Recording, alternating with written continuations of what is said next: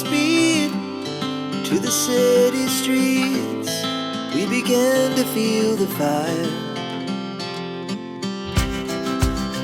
Hi friends, welcome back to my channel. எல்லாரும் நல்லா இருக்கீங்கன்னு நினைக்கிறேன். எனக்கு வெளியே போறதுனா ரொம்ப பிடிக்கும். அது ஒரு பெரிய ரிலாக்ஸேஷன் மாதிரி. ஒரு கிராசரி ஷாப்னாலுமே ரொம்ப எக்ஸைட்டடா போவேன்.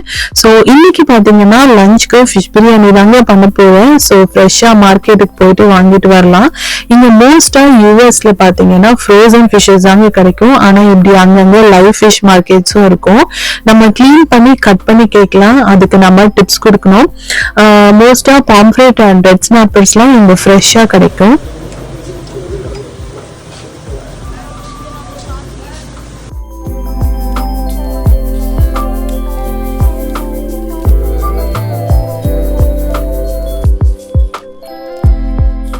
ஸோ ஃபிஷ் பிரியாணி பண்ணுறதுக்கு நம்ம ஆல்ரெடி ஃபிஷ்ஷை மசாலா போட்டு ஃப்ரை பண்ணி எடுத்து வச்சுக்கணும். 3 கப் ரைஸை ஊற வச்சுட்டு அப்புறம் ஒரு பாத்திரத்தில் கொஞ்சம் ஆயில், எல்லா பிரியாணி ஸ்பைசஸ், 2 பெரிய வெங்காயம், 3 பச்சை மிளகாய் போட்டு நல்லா சாட்டே பண்ணிக்கலாம். அப்புறம் இஞ்சி பூண்டு பேஸ்ட்டு, பூண்டை விட இஞ்சி கொஞ்சம் அதிகமாக சேர்த்துப்பேன்.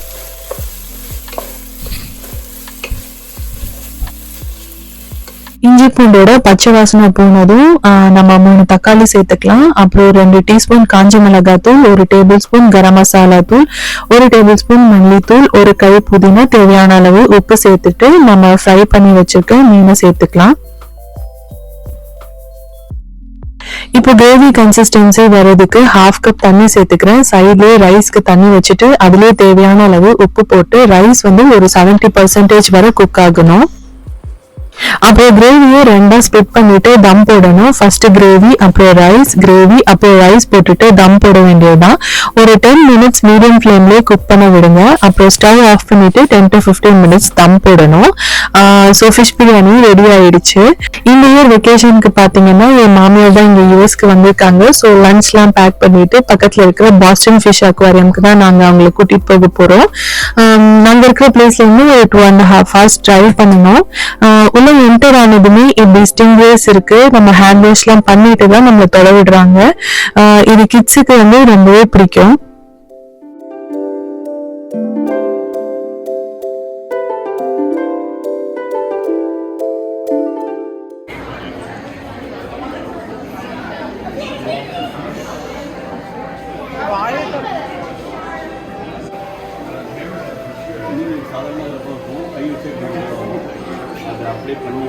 இந்த அக்வாரியம்ல பாத்தீங்கன்னா மொத்தம் 4 ஃப்ளோர்ஸ் இருக்கு. ஒரு ஃப்ளோர்லயுமே டிஃப்ரெண்ட் வெரைட்டிஸ் ஆஃப் ஃபிஷஸ் இருக்கு. அப்புறம் இந்த சீ லைன் ஷோ மாதிரியும் இருக்கு. இங்க நம்ம கொஞ்ச நேரம் டைம் ஸ்பெண்ட் பண்ணிட்டு உள்ள போய் பார்க்க போலாம்.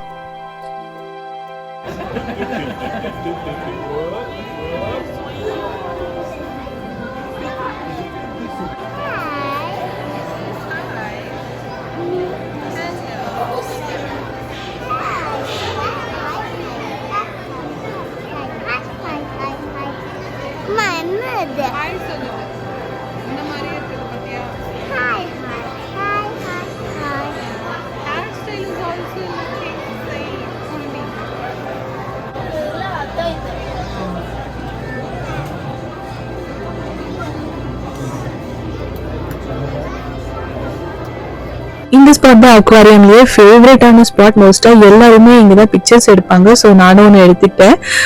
ஆனா வீக்கெண்ட் வந்ததுனால ரொம்ப கூட்டமா இருக்கு. கிட்ஸோட வர்றதுனா நம்ம வீக் டேஸ் தான் வர்றது கரெக்டான ஆப்ஷனா இருக்கும்.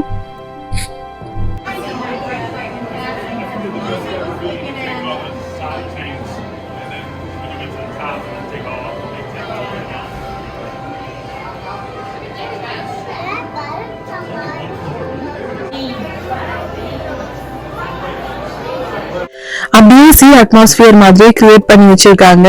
எல்லாமே இருக்கு. டாட்டாய்ஸ்ல இருந்து நிறைய ஃபிஷ் கலெக்ஷன்ஸ் இருக்கு. இங்க ஒரு பர்டிகுலர் டைம்க்கு ஃபீட் பண்ணவும் வராங்க. ஸோ அதை பார்க்கறதுக்கும் இன்ட்ரெஸ்டிங்கா இருக்கு.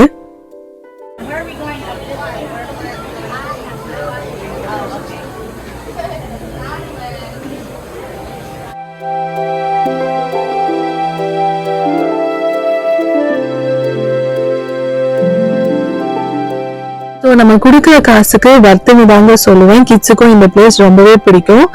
நிறைய அவங்க எக்ஸ்ப்ளோர் பண்ணுவாங்க. என் மாமியாருக்கும் இந்த பிளேஸ் ரொம்ப பிடிச்சது. பக்கத்துலயே இப்படி போட்டிங், வேல் வாட்சிங், அப்புறம் டக் பஸ் ரைட்லாம் இருக்கு. ஸோ அதுக்கெல்லாம் நம்ம வந்து முன்னாடியே புக் பண்ணிட்டு வரணும். நெக்ஸ்ட் பாத்தீங்கன்னா நம்ம பக்கத்துல ஒரு குயின்சி மார்க்கெட் இருக்கு. ஸோ அங்கதான் வந்திருக்கோம்.